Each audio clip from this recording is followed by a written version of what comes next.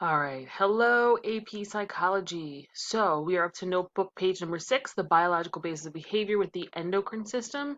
One of my favorite things to remind myself is know thyself. This is not a topic that I am very comfortable with. So what I'm going to do right now is I'm going to show you a video of someone else explaining all of this, and then I'm just going to show you the 3 slides.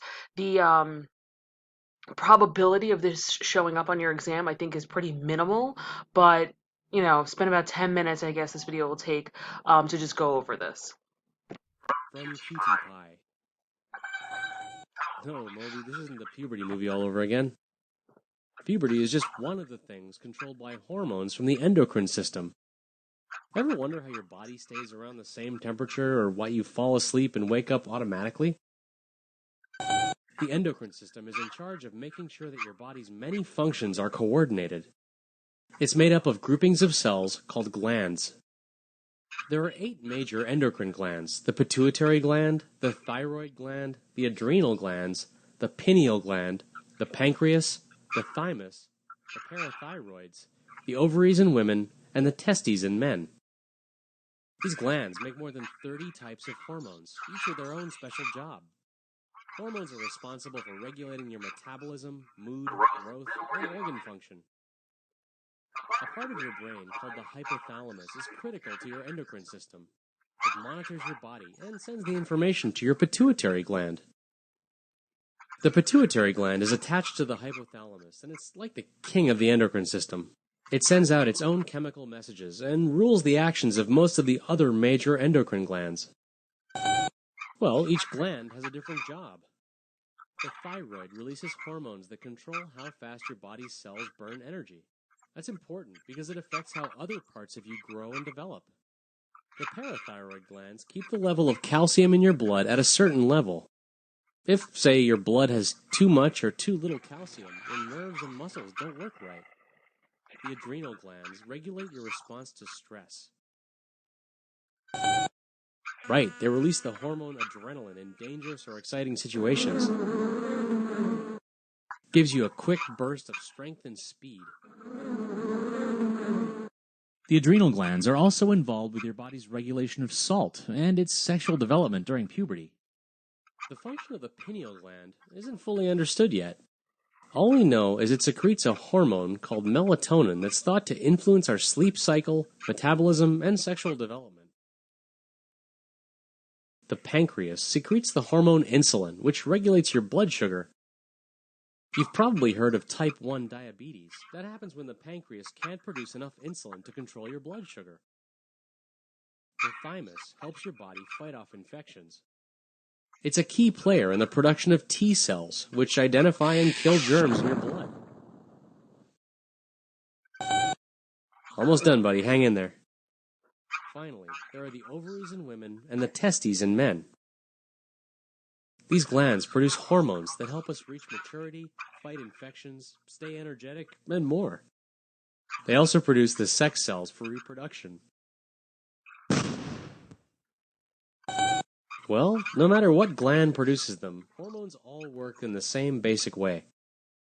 On one side, we've got the glands and cells that produce hormones. And on the other side, we've got cells and tissues that respond to the hormones. When glands secrete hormones into the bloodstream, the hormones travel to a target cell or target tissue. When the target's receptors get their chemical message, they go to work carrying out their function. Every cell in your body has receptors for particular hormones. Well, the endocrine system works in cycles. It produces hormones, and the hormones do their job, causing many different things to happen in many different types of cells. Think about how you suddenly start growing in your teen years. When it's time for a growth spurt, the pituitary gland sends out a growth hormone that tells your cells, it's time to grow up, start dividing. Your adrenal glands and sexual glands also contribute. When your body is finished growing, your cells will produce chemicals that stop those growth hormones from being released. That's why you stop growing. This is called negative feedback, and it's how most hormone production is regulated. When a job's done, negative feedback occurs, and the hormone production stops until it's time for the whole process to start over again.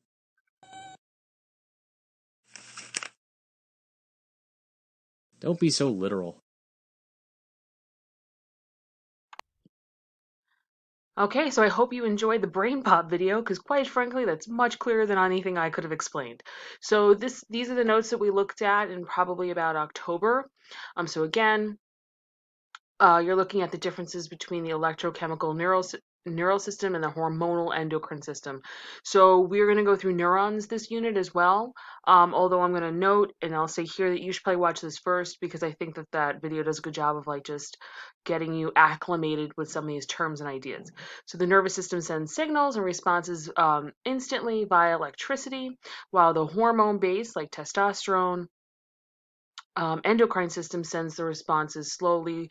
Think of a text message versus postal mail. So these affect different tissues, including the development of the brain, the body, impacting maturity, moods, feelings, and behavior. Not only does it take longer for hormones to arrive, but it can take longer for them to leave, resulting in lingering feelings or moods. So this is a chart of what like I said, that video I think just really well went through and explained each of these glands. So I'm going to continue because, like I said, this is not my area of expertise. but and then this just tells you what each of the organs does. So I'll just leave this up here for a second, and then I'll close out the video. Hopefully this was helpful. If you need more, let me know in the stream or in a comment like, hey, we need more from you to understand this topic.